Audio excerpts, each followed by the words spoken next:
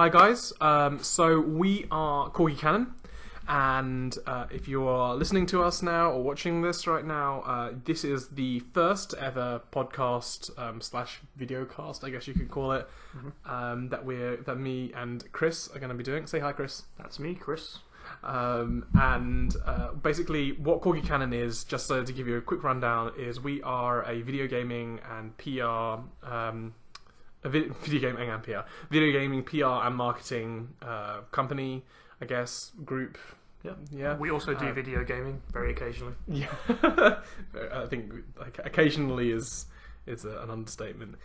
We definitely play video games a lot, and so we decided we would create this this company just because we are very passionate about gaming. We're also very passionate about marketing. It's something that we've developed over years working in the industry, and so we now wanted to bring this to you guys. So this podcast is really just going to be highlighting some of the videos, some of the video footage that we've seen of other video games that are going to be coming out soon, hopefully. Games are hopefully going to be greenlit soon on Steam, and possibly coming to systems like iOS and Android as well. So we're going to kick things off today by talking about some of the highlighted games, first of all, that Chris wants to look at. Yeah, we've got 5 games for you between us. We've got 2 from Raju and 3 from me that we think are looking very promising, that we've just been seeing out and about lately, trying to get some buzz. We'll start with something that is just got greenlit, so they're doing very well, and congratulations to them. It's called Shyuyan Saga. Yep. And they're aiming to be releasing on Steam pretty soon, on the back of that green light. That went very well for them. So Shyuyan Saga is a VN sort of adventure with action segments that take place in 3D. So the VN is sort of very nice 2D style comic art. They've got 1,000 plus hand-drawn panels according to their trailer, and they're all done very intricately and interestingly. So it's sort of got that VN thing. There's a lot of VNs out and about lately, but this one's got a very original setting. This one stood out to me in a number of ways, not just because... Sorry, before you carry on, what is a VN? So a VN is a visual novel. Okay, cool. They used to be a very niche thing, like back in the day there weren't so many of them, because they've always been mostly a very Japanese thing. Sure. But they've been getting a lot more popular lately once they still sort of got rolling in the sales. It's kind of started mostly with stuff like Phoenix Wright and 999, 9 Persons, 9 Hours, 9 Doors, or Zero Escape as it's now known, sort of popularising the genre. And then also what used to be point-and-click adventures, they'd be called, like classic LucasArts and Double Fine kind of stuff. Okay, cool. Turned into stuff like The Walking Dead, which is arguably closer to being a sort of visual novel than a traditional point and click. It's a lot more narrative based and a lot less focused on walking around and interacting with inventory objects. Sure, okay. So Shyuyan is sort of a mix of that, and also when you get into combat it's actually replaced with a sort of 3D fighting system, which is quite neat and a little bit different from the usual, where it would also normally be done through text or QT sequences like in Telltale games.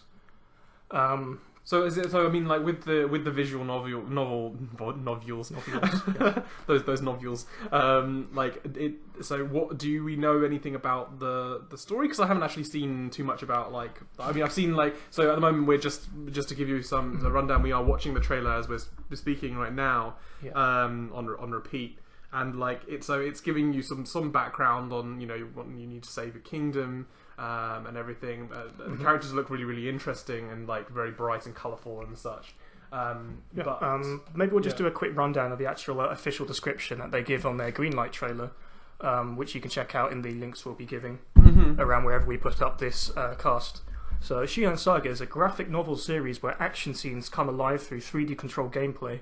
Set in ancient Chinese martial arts fantasy universe, the player embarks on a life-changing journey as Shyuyan, a free-spirited princess who is bored with her idyllic and pampered life, to become a kung fu warrior and a keeper of an ancient magic thought lost to time. Shyuyan defends her home against the evil general Gambata and his growing army as they tear apart the world she thought she knew. That sounds pretty intense. Yeah, it sounds more like almost like an RPG-esque style storyline. That's actually what stood out to it for me, because one of my favourite games that I sort of remember very fondly is a game called Jade Empire by BioWare, which they made back in their KOTOR days. Yeah, you go on about that with good reason. Yeah, not way too much. Okay, maybe not way too much. Yeah. No one goes on about it enough until it gets a sequel, a proper sequel. Oh yeah, that's something you've been talking about for a long time. But what stood out to me about Jade Empire, also Shyuyan Saga 2, is that they are using a setting that you don't see very much in games, especially that get released in the West, which is sort of what they call wuxia. What's wuxia? That's kind of a very Chinese genre, which is kind of martial arts adventure. So something like, it can apply to anything from like Jade Empire to Shyuyan Saga to say Kung Fu Panda is also very strongly based on that genre of sort of Kung Fu adventures, hero making a journey and becoming powerful, and like martial arts. Crouching Tiger, Hidden Dragon. Yeah, and there's also a lot of like focus on fancy effects and, you know, people adventuring with each other and forging friendships and all that kind of thing. Sure. And it's all pretty neat. And it's not a setting you see very often in RPGs or in Western games in general, so it's neat to see that kind of thing, because there's not a lot of games that are doing Chinese fantasy as like a setting. You've got Jade Empire in the West, you've got stuff like Dynasty Warriors, but that's all based on a very particular set of sort of historical Chinese novels, and they don't tend to come outside of that very often. So it's nice to see that very fresh setting for both a VN and an adventure. Cool. And yeah, so I'm very much looking forward to what it can do and the sort of very nice visual style that they've got going to show it all. Sweet. Okay. Cool. So that was the first game that we're looking forward to. And you said it has been greenlit? It has been greenlit, so they should be going to Steam as soon as they're done with development. So best of luck to you guys. It's being made by Dan Skorback, and he may be affiliated with a studio. Let's take a very quick look. So, Dan Skorback, it's being made by... it doesn't seem to mention specifically a developer, but... Oh, okay. According to their IndieDB, it's made by Mark Media. So, and you can also reach them on Twitter at Shyuyan Saga. Yeah, we'll put all these links and all the details in the description below, so you'll be able to click on them, find out what they are, and yeah, you'll be able to give it a good look over. So that was the first. Yeah, so that was the first one that we wanted to go through. The second one is my game, which is not a video game per se, but it is based on like the old school dungeon crawlers, or, you know, of say like, I don't know, the 90s, you could say, like when they got really big. But it's recently, unfortunately, I know a lot of people have been bugging me about it, but I've gotten back into Magic: The Gathering. Which, if some of you don't know, it's a trading card game. This is like a strategy trading card game, very much like chess, if you think about it, where like each card acts as a piece. Each card can do have certain abilities, and then you have to win against your opponent. Like say Yu-Gi-Oh, you could even compare it to. Anyway, and I found this game called 5 Minute Dungeon. Now, 5 Minute Dungeon is it's a card game, sort of like, you could compare it to Uno. Kind of, yeah. Where like, okay, so basically the premise of the game is you are in a dungeon, okay, and you're with some friends, and you are playing like in a 3-man team, 5-man team, whatever it is, right? In the center of the table, you have a deck of cards which is built up of monsters and enemies. And in your hands, in each of your hands as players, you are all working together to defeat those enemies. And each of those enemy cards has a series of symbols on them which represent certain abilities that your cards have.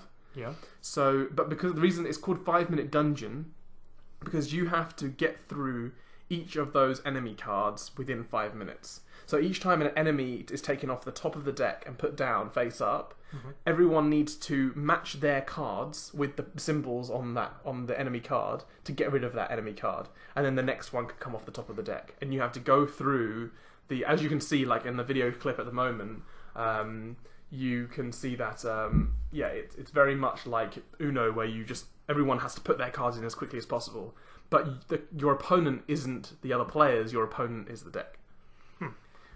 And it seems like it's designed to be very sort of easily accessible and quick to play as well, which is sort of one of the big things that they're pushing with it. Yeah, that's like, so like basically what they really want it to be is very much a party game where you can literally just pick up the deck and just start playing. And like the thing is that, okay, even though my description of it is maybe not the most eloquent, it's when you see it, it's very easy to play it. I'm already pre-ordering a pack for Christmas. Hopefully, it'll come out around then. They've already destroyed their Kickstarter goal. They were asking for 40,000. Yeah, they went a little way over that. Yeah, they went. They wanted $40,000. They've gone to almost $300,000 now. So they've broken into a seemingly unlimited amount of stretch goals. So 1, 2, 3, 4, 5. Yeah, what was their biggest one? So unless they've been making them as they go to fit the What do you funding. mean? Because they blew through it so hard, they probably hit all of their stretch goals. Well, they didn't actually have many stretch goals to start with. They only had like about 5 or 6 of them, but they had to go 40,000. They had to up to 100,000, and then after that, they had to start putting in all these new stretch goals because they just didn't have enough.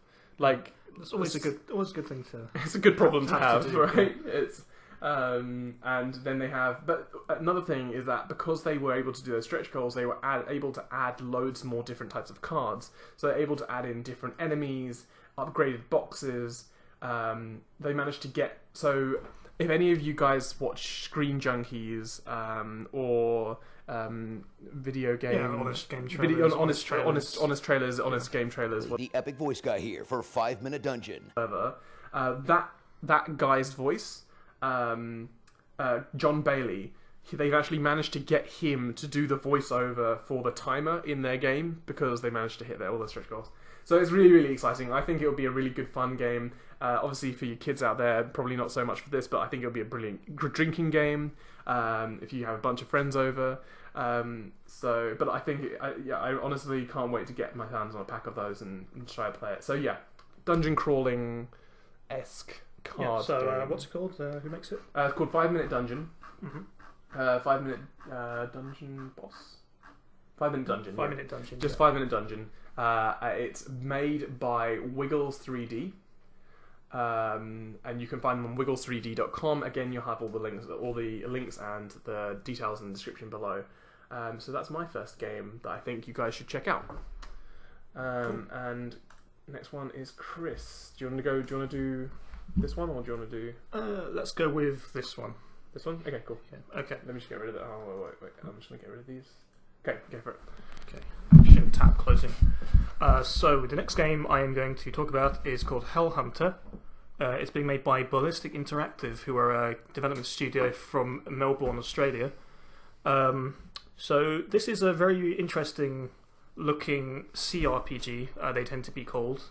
The distinction with CRPGs is they tend to be the sort of very classic style RPGs that sort of up until very recently with crowdfunding, they kind of went out of favour a little bit. They weren't being made so much by major studios. They're being replaced with sort of very big action-based things like BioWare's newer Mass Effect series and stuff like that. CRPGs are more in the mould of like the very classic Fallout games that were top-down isometric RPGs, stuff like Baldur's Gate and all that kind of thing. And it's very recently been coming back with sort of major crowdfunding releases like Divinity Original Sin. You've got Wasteland 2, which did very well. And you've also got, what was it? Pillars of Eternity, obviously, was a smash hit. Both in crowdfunding and when it came out, it was very, very well received. And yeah, it's giving other people hope that the genre is still alive. The only thing about the genre is that there's actually quite a few of them knocking around now, so you need something that helps you stand out a bit and isn't just being another fantasy orcs and goblins and elves setting, which has been very, very well done a number of times. So that's where Hellhunter comes in. It's a very original setting for a CRPG. Instead of elves and goblins and magic, you're actually a paranormal investigator in a very modern setting where you're going around, instead of dungeons, you're going around sort of abandoned houses, industrial areas and stuff like that. It almost feels like slightly like when you're playing. I mean, I'm not a massive connoisseur of these sort of games, but like it almost feels like when you're playing Resident Evil. Is it Resident Evil 4? Kind of thing, yeah. It's got a very, or even Resident Evil like 1. It's got a very sort of survival horror edge to it because of the whole like fancy supernatural setting that they've got going. It's very atmospheric. It's very sort of dark and Moody. There's a lot of light-based stuff with your flashlight. At the same time, it's an RPG where you're doing a lot of inventory management, collecting stuff, and leveling up. And there's also a lot of lore, like in the trailer, which we'll be linking to attached to the campaign. You'll be seeing it now. Yeah, You'll be looking or at it you'll right be now. seeing it right now. They have actually a sort of bestiary where they're sort of looking up different monsters that you'll be facing. And I was always interested in kind of folklore and monsters and cryptozoology, which is looking for, like, you know, the Loch Ness Monster and Bigfoot and crap like that. And so this is sort of right up my alley in terms of, like, you know, going on a real paranormal investigation, finding weird creatures. It's got a very neat setting going for it. I think the thing that I like the most about it is that, like, again, not coming from a person who plays a huge amount of horror games, I'm unfortunately very, I'm a bit of a wimp when it comes to horror games, so it tends to be Chris who plays them and I just watch from behind. But this sort of game just looks really, really cool, because if you are someone who's coming outside from that sort of genre, who hasn't really played that many games of this kind before, I think it's definitely a really nice new take. I don't know if it's totally new. Is it new? I mean, it feels. I haven't seen pretty anything new. like There's it. really not a lot of stuff that does this kind of thing at all, and that's kind of why it stands out so much to me. I mean, for me, again, coming from the outside, it looks like something that's like a mixture between Resident Evil mixed with it's, what do you call it when a game is like on that sort of top-down style, Bastion style, isometric, like RPG. I don't know. It feels really fresh, and it feels like a nice game for anyone to be introduced into that genre, because it's very artistic, I think, especially by the way that the designs of the not the characters, but designs of the monsters and the designs of like the houses and everything. Yeah, it's something a bit different for people who are like sick of the general sort of very heavy RPG setting. Do you know what it reminds me of? It reminds me of the art style reminds me of that zombie game, that side-scrolling platformer. Deadlight. That's what it's called. Yeah. Yeah, I can see that, because it's got very like washed out colours, but in a very moody way, where it's not washed out, greying not itself. washed out like Battlefield. Desaturated. Desaturated. Yeah, but it's washed out in a good way. Yeah, it's very still colourful. It looks very, very good. Running like it does. It's got very nice light effects, considering it's sort of isometric and zoomed out. And so very unfortunately, this seems like the kind of game that should be really taking off. They made it halfway through their funding goal. They unfortunately did not hit their one, but hopefully they'll be taking it back on the road and giving it another shot, because I think this is something that could really take off. With the right plugs. Yeah, I think so. I think it's like, they got to $26,000, which is no mean feat, to be fair. But it feels like maybe if they had like more of a marketing push, or maybe some more plugs, more people maybe playing any demos that they could release and so on. Did it get greenlit? Let's check their greenlight. Yeah, so it's been greenlit. It's been greenlit. So they have the people who want to have it there.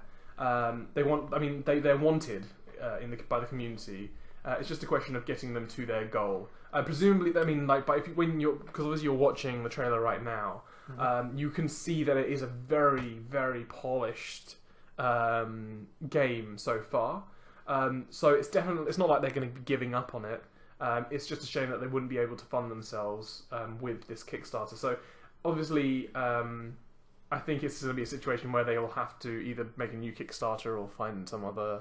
Yeah, or there's other funding options as well. Like a lot of people go to Indiegogo, because I think there's an option where even if your project fails, you can still use some of the money. And if they're only asking for 50,000, and getting just over half of that is, still pretty good. Yeah. Because they're generally counting on recouping any losses in development over the actual sales of the game, yeah. So, I have high hopes for this game, because honestly, it's the kind of game that I would myself play. Again, saying that I'm not really a horror fan, so... Yeah, well, it seems like something that most people can enjoy. It's sort of horror, it's RPG, and best of luck to you guys with whatever you do with the project next. Yeah, definitely. And again, we'll have all the description and details and links in the description below. So, okay, so the next one we're going to be going through is called Tyler Model 005. And it is this time it is a video game. It's a 3D action platformer that is being funded through Indiegogo.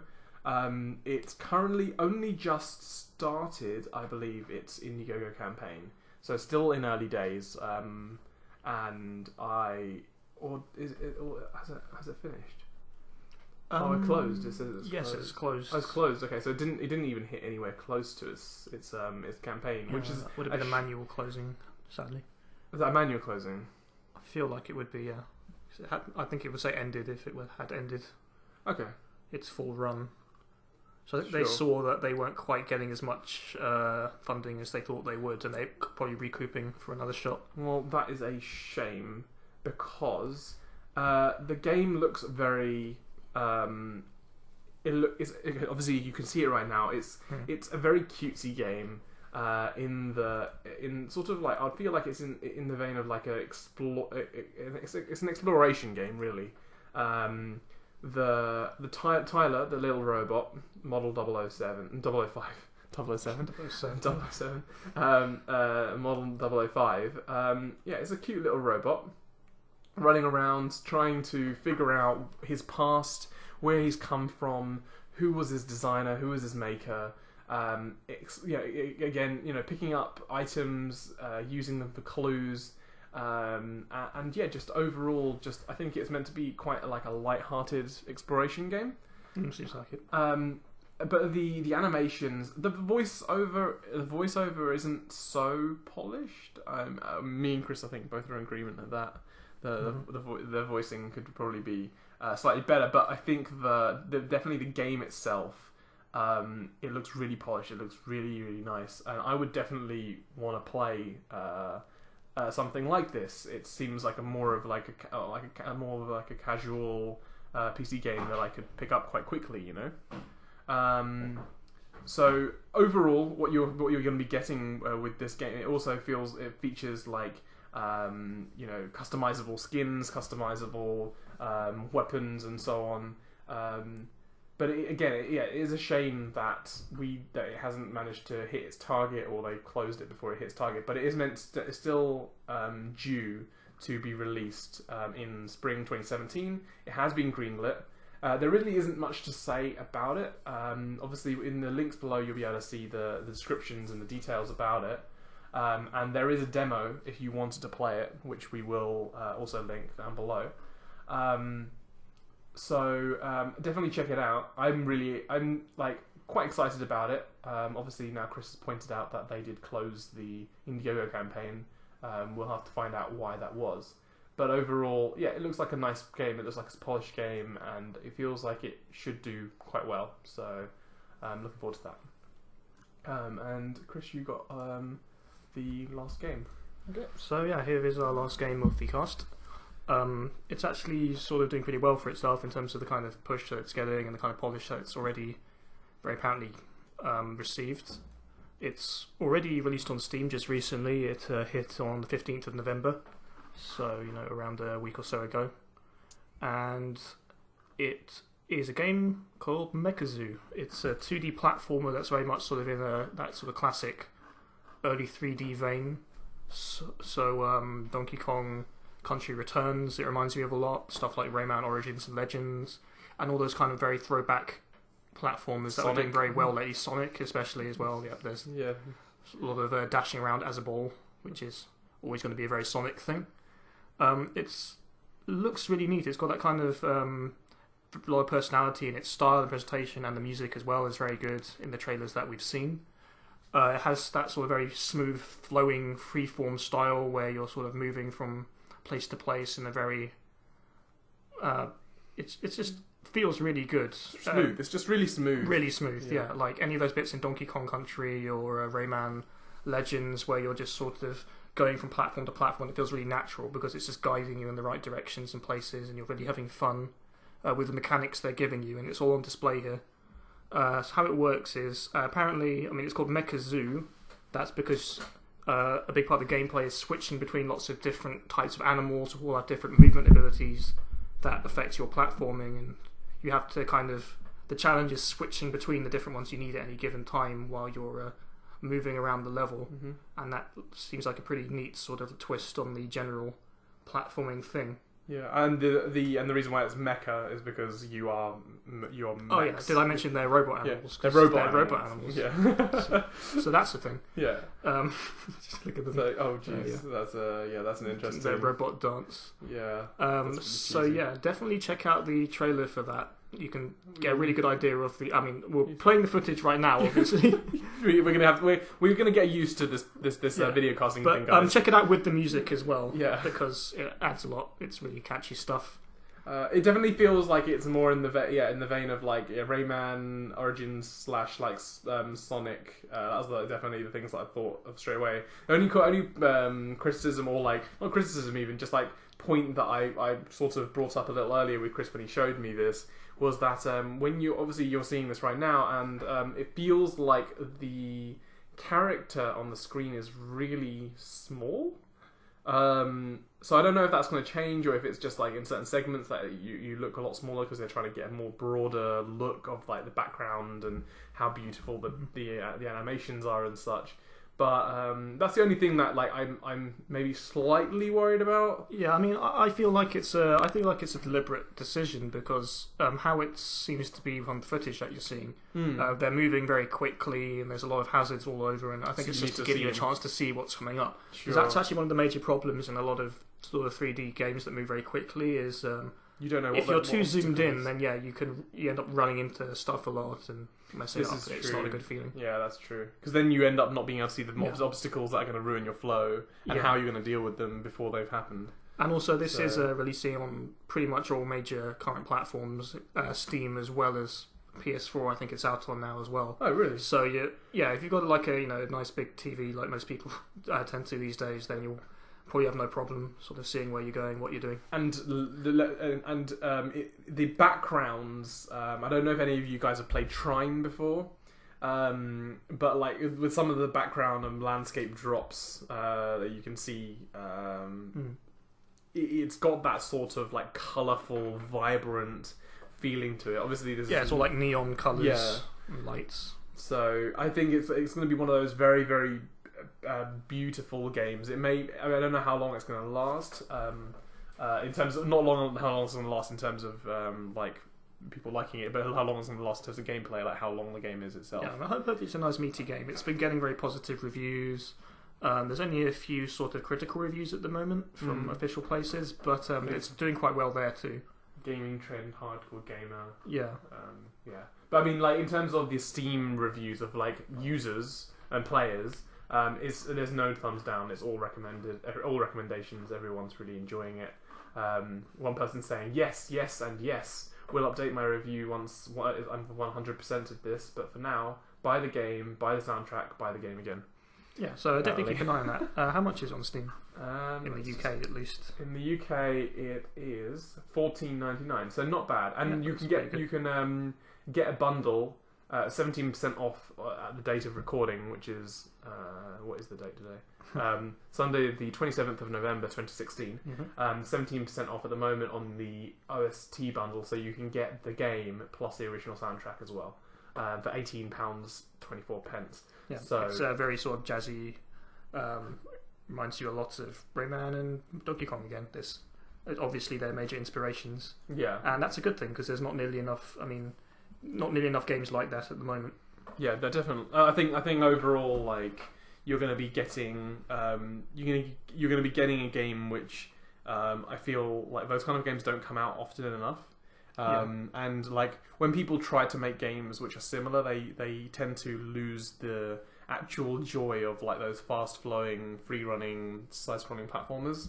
Yeah, because it's very hard to different. Yeah, it's very hard to make that kind of flow because you need very good level design to piece all that kind of stuff together. Sure. And between the level design and the looks and the graphics that they got going, I could easily see a game like this coming out of any major studio. Never mind these guys. So hopefully they do very well and the major press starts picking up on them soon because they deserve that kind of push. Yeah. So that is, I guess, the 5 games that we wanted to highlight this week. And we hope you enjoyed this video. It's slightly longer than we thought it would be. It's currently 30 minutes long, so hopefully you've enjoyed it.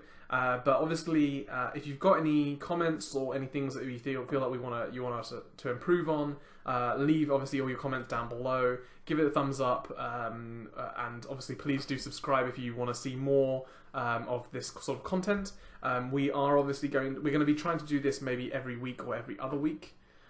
Chris, you want to?